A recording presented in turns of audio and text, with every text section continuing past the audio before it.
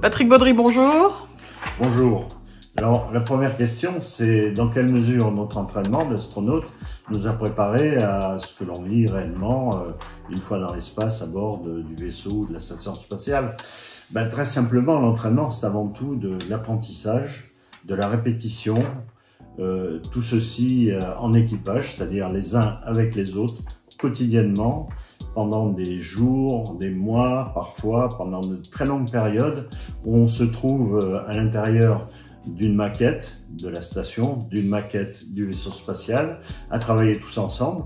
Et pour ça, il faut évidemment très bien s'entendre. Faire l'entraînement, c'est ça, c'est apprendre à vivre et travailler ensemble. Alors la deuxième question, comment trouvez-vous la motivation nécessaire pour maintenir votre routine et vos habitudes quotidiennes? Alors, comment est-ce qu'on trouve la motivation nécessaire? La motivation nécessaire, c'est simplement celle de vouloir aller dans l'espace. C'est une motivation qui surpasse absolument tous les problèmes, qui surpasse tous les petits soucis qu'on peut avoir au quotidien, c'est plus une obsession quelque part qu'une motivation. Donc ça nous permet de faire tout ce qu'on nous demande, tout ce qui est nécessaire, tout pour les uns, pour les autres, avec les uns, avec les autres, au quotidien et sur des périodes un petit peu prolongées parfois. La question, le sport faisait-il partie de votre routine quotidienne? Et si oui, dans quelle mesure est-il important de rester en bonne forme physique? Alors, le sport fait bien sûr partie de la routine de vie quotidienne. Personnellement, j'ai toujours pratiqué intensément le sport, pendant l'entraînement comme hors de l'entraînement. Donc pour moi, c'est une partie de ma vie, c'est une partie de mes occupations chaque jour. Alors bien sûr, quand on est dans l'espace, le sport prend une forme tout à fait différente. Pour les vols de longue durée, ce sont des exercices qui sont fastidieux, pénibles, mais finalement, parfois le sport, l'entraînement, ça peut être fastidieux et pénible. Donc on supporte tout ça, on sait que c'est une condition sine qua non pour rester en bonne forme là-haut et pour pouvoir revenir sur Terre avec une réelle aptitude à se réadapter aux conditions terrestres. Quels ont été les aspects liés à l'isolement les plus difficiles à surmonter lors de la mission? Alors, les aspects liés à l'isolement, à la solitude, pour moi, il n'y en a pas eu. Je suis toujours concentré sur ce que je fais avec un objectif.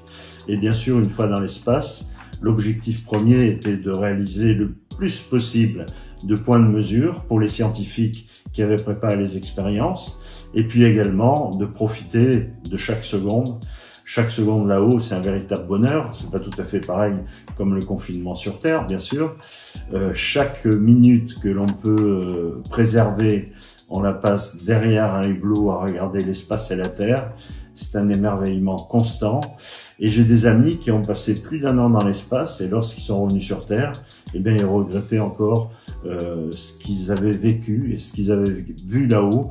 Donc pour nous astronautes, je dirais que c'est pas un problème essentiel que celui d'isolement. On n'est jamais isolé puisqu'on a la Terre devant nous. Donc tout le monde, le monde dans le sens univers devant nous. Et en ce qui me concerne, je ne me suis jamais senti isolé et je n'ai jamais eu une seule seconde d'ennui. Quels ont été les effets les plus négatifs sur le mental dans le fait d'être isolé et de vivre dans un périmètre restreint? Il n'y a pas d'effet négatif sur le mental de vivre dans un périmètre restreint, simplement une question de concentration et puis surtout de motivation sur ce que l'on fait. Et je crois qu'en confinement, c'est pareil, quand on trouve quelque chose d'important à faire et qu'on n'a pas le temps de faire habituellement, il faut s'y consacrer pleinement et le temps passe et on ne voit pas le temps passer. Quel est le meilleur conseil que vous puissiez donner aux gens pour les aider à garder le moral compte tenu de la situation actuelle? Le meilleur conseil que je puisse donner aux gens pour garder le moral, c'est de se dire tout d'abord que ce qu'ils font, c'est quelque chose d'important pour tous les autres, pour tous ceux qui nous entourent ou tous ceux qui vivent sur la même planète que nous. Donc ça, c'est une situation très particulière dans laquelle on se sent vraiment solidaire du reste des humains. Ça, c'est quelque chose de fondamental. Et puis, chacun, vous savez, nous, on a des psychologues, des psychiatres qui nous suivent, même quand on est dans l'espace d'ailleurs, et des médecins. Ce sont avant tout des partenaires et des amis. Parce qu'on a souvent, la plupart d'entre nous, voire tous, on a un moral d'acier, comme dit l'autre, et rien ne peut nous atteindre. Alors aujourd'hui, les astronautes sont un peu plus friables, disons, et parfois ils ont peut-être des problèmes de motivation ou autre, surtout pour les missions de longue durée. En ce qui me concerne, ça n'a pas été le cas. Et aujourd'hui, comme hier, eh bien, je me sens parfaitement solidaire de tous, de toutes les équipes. Pour nous, c'était les équipes qui étaient sur Terre et qui avaient préparé avec nous et qui suivaient la mission avec nous. Aujourd'hui, ben, c'est tous ceux qui sont solidaires de ce que l'on fait, chacun d'entre nous. Voilà, donc il faut trouver cette motivation et penser à tous ceux qui sont dans des conditions plus difficiles que soi-même, ceux qui travaillent dans des conditions difficiles, sans protection parfois qui peut être nécessaire.